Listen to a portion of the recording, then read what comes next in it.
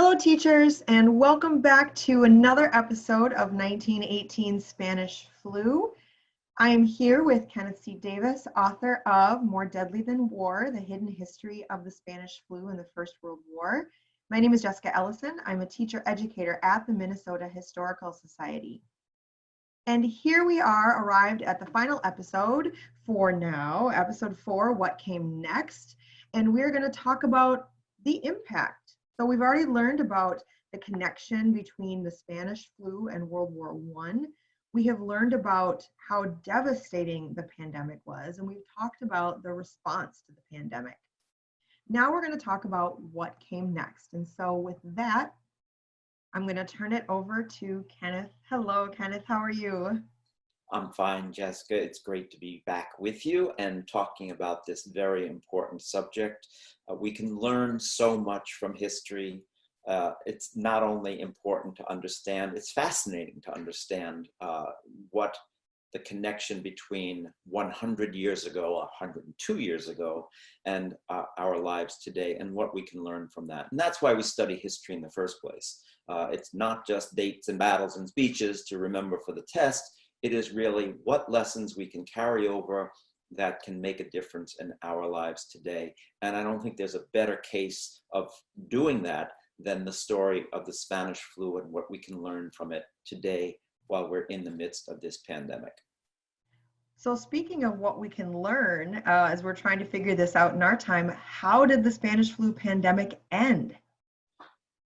Well, the Spanish flu pandemic didn't end when the war ended. And I know we had that slide up of that large crowd in Philadelphia, and I have to go back to this idea of Philadelphia because we had seen that parade in an earlier episode of people crowded into Philadelphia. Philadelphia got hit by this terrible wave of the influenza in September, October of 1918.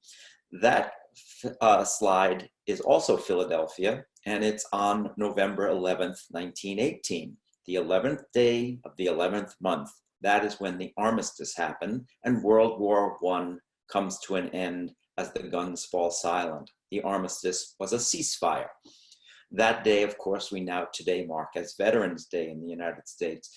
But what happened? Well, people were so happy that the war was over. They went out into the streets of Philadelphia, maybe even more crowded than it was. I know there's a Statue of Liberty in that front. That's not the Statue of Liberty in New York City's harbor. That was a model of the Statue of Liberty they brought out for this event. So people were celebrating the end of this terrible war in which, in a very short amount of time, more than 100,000 American soldiers died fighting in the trenches of Europe. So the war was over, but the flu continued. And how did it end? It really ends slowly, gradually, the way most flu seasons end. It peters out eventually. Some people have said it was because it had used up all the available fuel. If you think of a forest fire, for instance, it burns and burns and burns until all the trees are gone. And then it dies out of its own because there's no more wood to burn. In a very similar way, that's what the influenza of 1918 and going into 1919 did. It eventually burned itself out, and there was no cure. There was no real remedy. The best thing you could do then is very similar to what we're doing now: bed rest, taking care of yourself, good food, keeping away from other people, and tender loving care.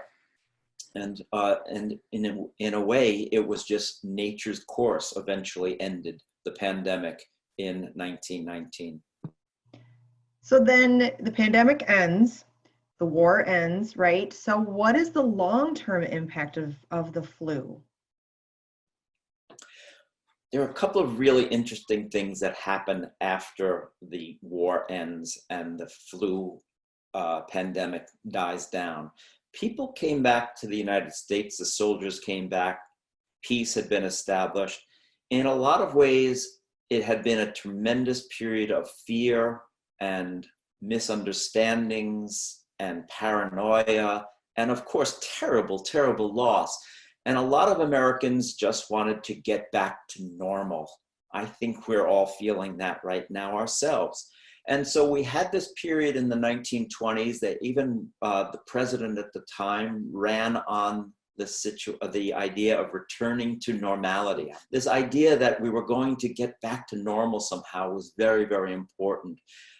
But there was not going to be any normal anymore. First of all, so many people had seen the world and seen Europe and come back. It changed America in very fundamental ways.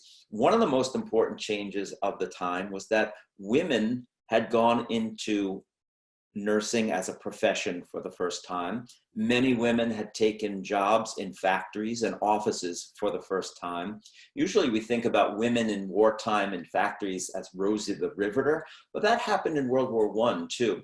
So many women were not going to go back to normal. They were not going to go back to the lives they had before, going back to farms or going back to housework. So it really changed the role of women in America.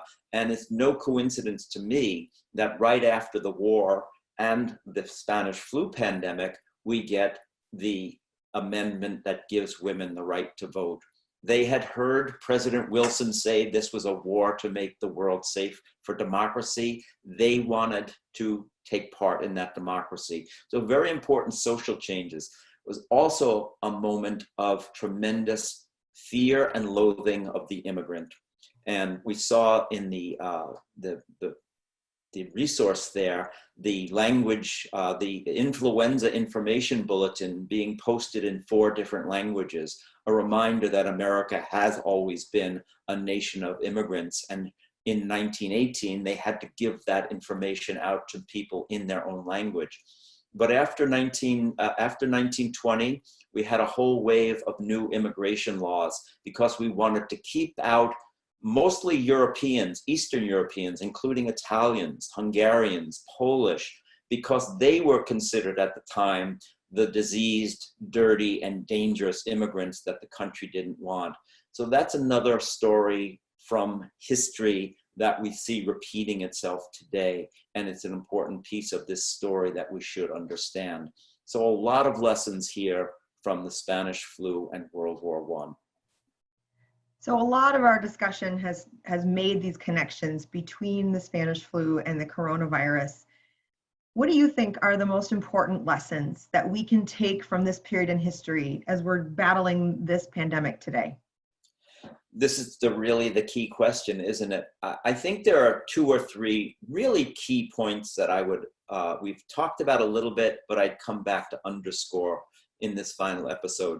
Number 1, lying, propaganda, censorship are very, very dangerous. They can kill. So we have to be very, very mindful of that and wary of that, whether it's coming from the media or coming from our political leadership.